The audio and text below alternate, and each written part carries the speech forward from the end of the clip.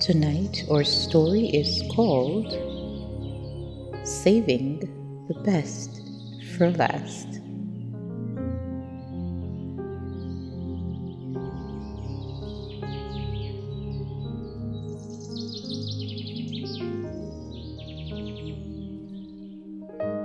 Jesus' first recorded miracle could not have happened at a better time and place.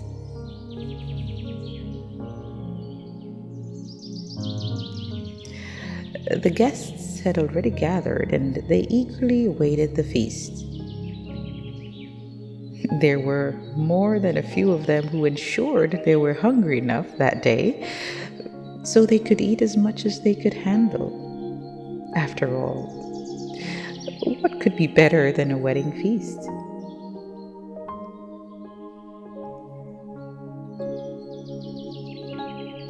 The house filled all too quickly with people wearing their best outfits and their best smiles.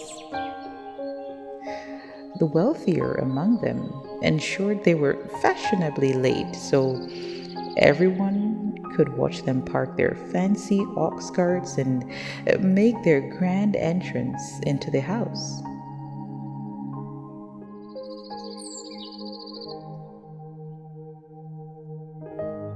Their fame was short-lived, however, as the announcement was made that the new couple had arrived. The sounds of laughter rang through the air as the bride and groom arrived at their new home.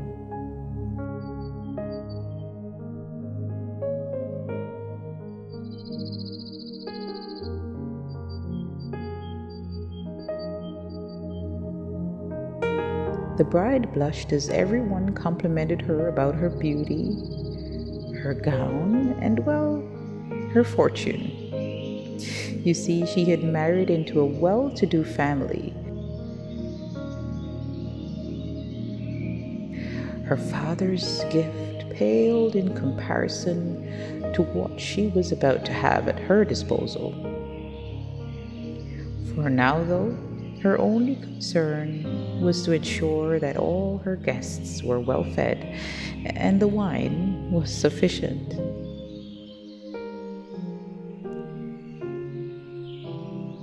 Jesus walked in without much fanfare.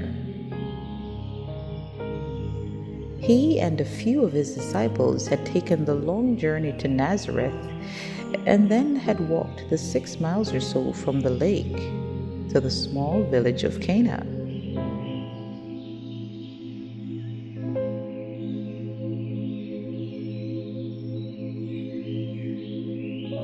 Jesus' excitement grew as he searched the crowd for his mother. After so many months, he was happy that he could see her again. He milled around with some of the guests, greeted the bride and groom, and maybe had a taste of some of the delicious figs that were being served. And then he heard his name in an unmistakable tone of voice. Turning around joyfully, he said, "Mother, I was looking all over for you. I am so happy to see you." They embraced and exchanged kisses, and Jesus used the opportunity to introduce Mary to his disciples. "Mother, this is Simon, and over here is James, and this is John. Nathaniel, Andrew, and Philip are those 3 over there eating way too much of the lentil stew." They all chuckled at that.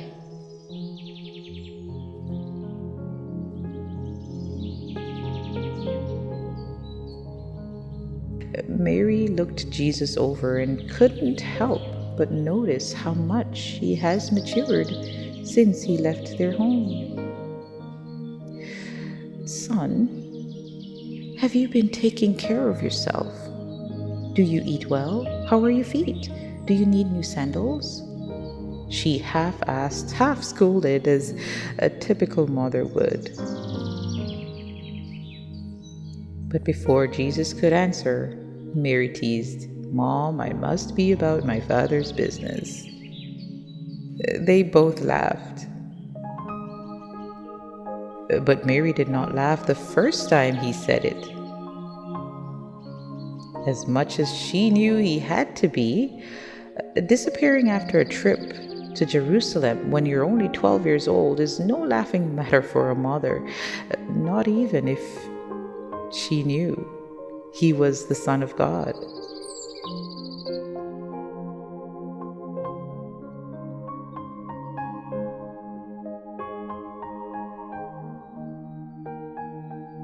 Just then, the father of the bride beckoned to Mary. He was about to be embarrassed and he was desperate. Mary promised him that she will figure something out as he watched the last jug being poured out. So Mary ran back to Jesus and whispered, "They are out of wine."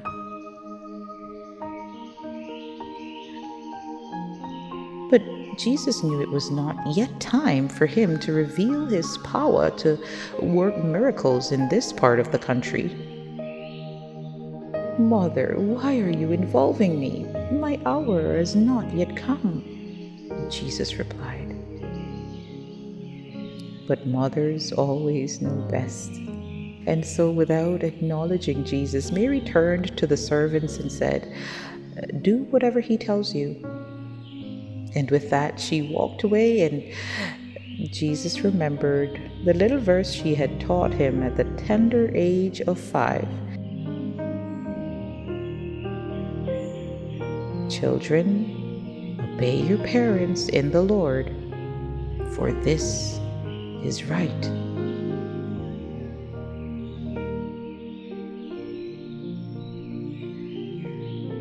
So Jesus got to work. "Okay, fill those 6 large stone jars with water," he said to the servants. They walked hesitatingly towards the jars as questions swirled around in their thoughts.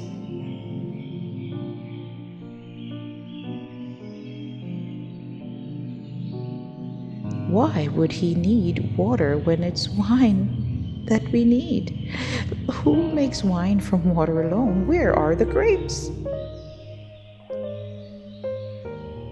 But they did as they were told. And after the last jar was filled, Jesus spoke up. "Now pour some out in a glass and take it to the master of the banquet."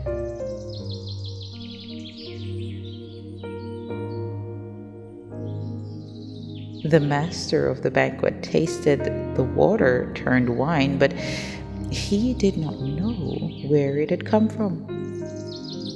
So he turned to the bridegroom and exclaimed, "Everyone brings out the choice wine first, and then the cheaper wine after the guests have had much to drink. But you have saved the best for last." Marvelous.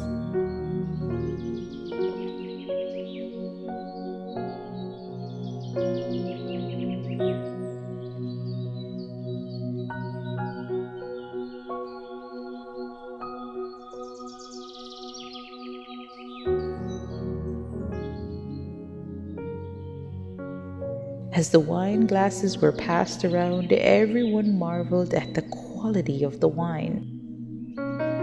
There was no way such good wine could be available in this part of the town, much less this part of the country.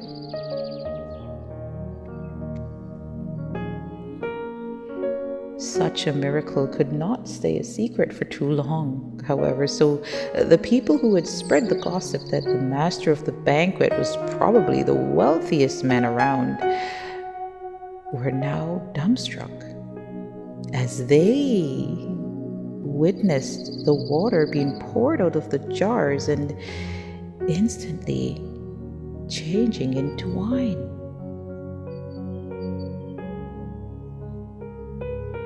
This was an amazing way for Jesus to reveal his power and his divinity.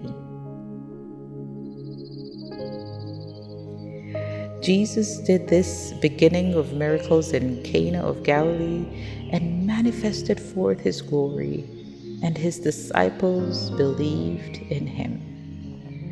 They were astonished, but they were also happy to know that they had made the right decision when he told them to follow him.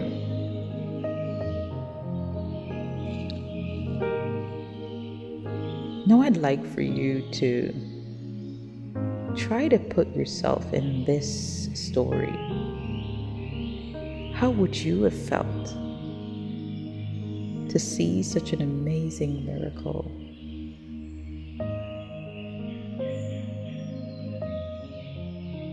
Would you have left that venue believing that Jesus is God? Or would you have questioned that he must have been a magician and he was playing tricks?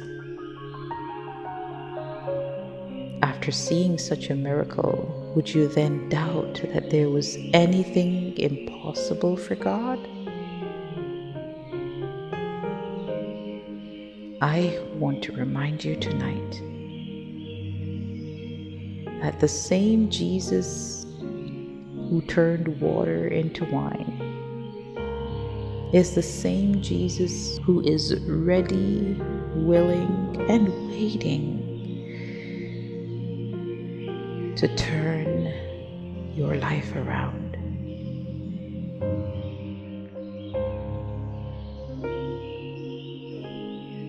There is so much that he wants to do through you.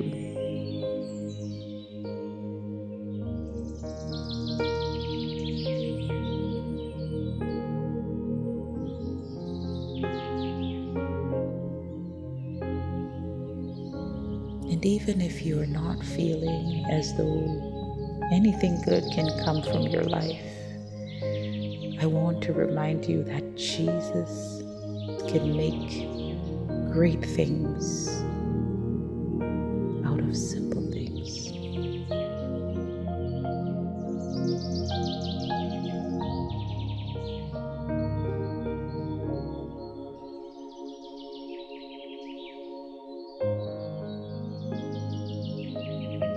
Jesus can make you into a new creation.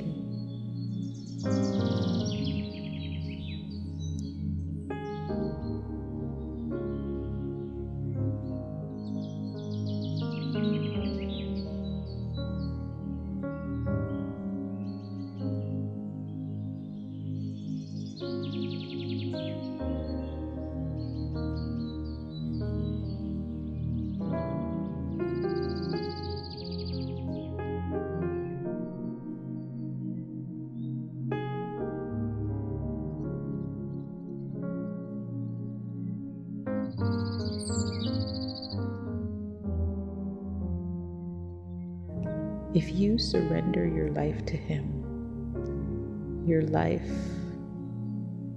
will glorify him.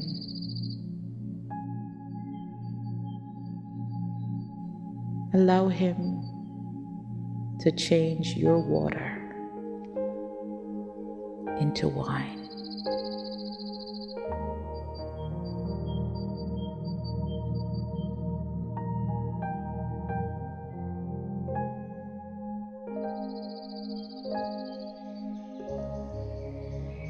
Good night.